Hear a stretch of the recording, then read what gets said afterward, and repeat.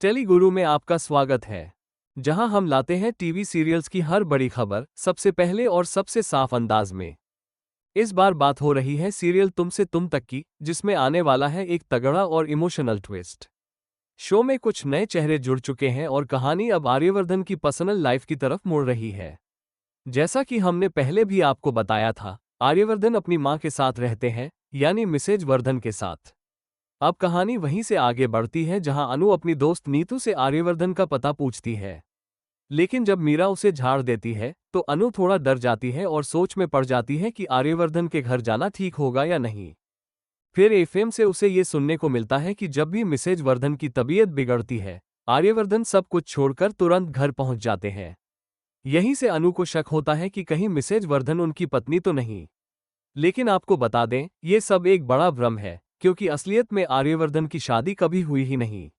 बल्कि कहानी में ट्विस्ट ये है कि वो अपनी पत्नी का कत्ल कर चुका है, और वो भी बेहद भयानक तरीके से। आगे के ट्रैक में आर्यवर्धन की मां की तबीयत बिगड़ जाती है और घर में कुछ नए किरदारों की एंट्री होती है। हर्षवर्धन की पत्नी यानी आर्यवर्धन की भाभी अब कहानी में विलेन के तौर पर सामने आएंगी, और उनका रोल शो को और भी मजेदार बना देगा।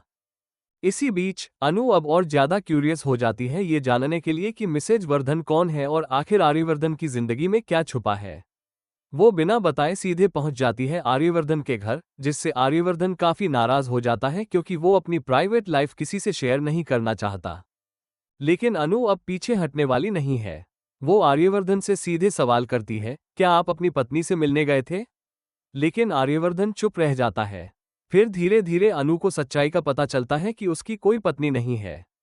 सारे भ्रम दूर होते हैं और अनु के चेहरे पर राहत और उम्मीद की मुस्कान लौट आती है कि अब उसका भी कोई मौका बन सकता है।